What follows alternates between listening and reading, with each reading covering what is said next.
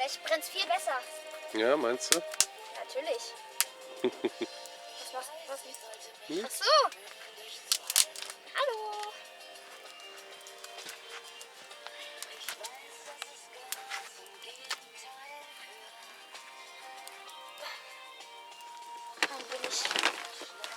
Ein wenig Totholz. Okay. Du machst das schon, ne? Ja.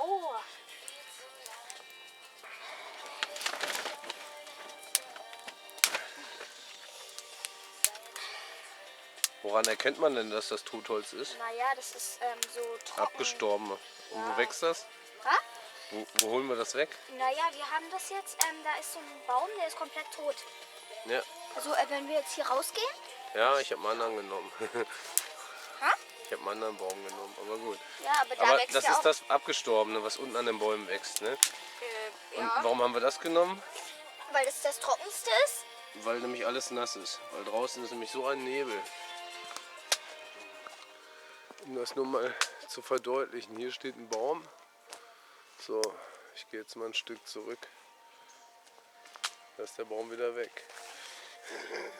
Das sind wirklich nur 3 Meter, die du gucken kannst. Das ist so abgefahren. Kann Ja. nicht mal 3 Meter gucken. Guck mal hier. Da hinten steht mein Zelt. Guck dir das mal an, ey. Wabern wir durch den Nebel.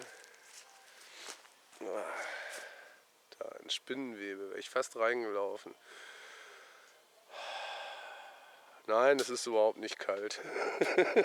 Es ist gar nicht kalt. So.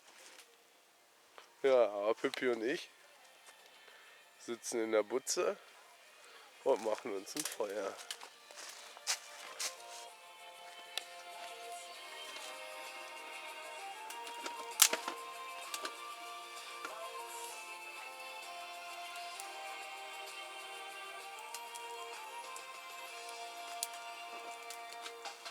Radio Teddy, Made in Germany. Die besten Hits nur aus Deutschland.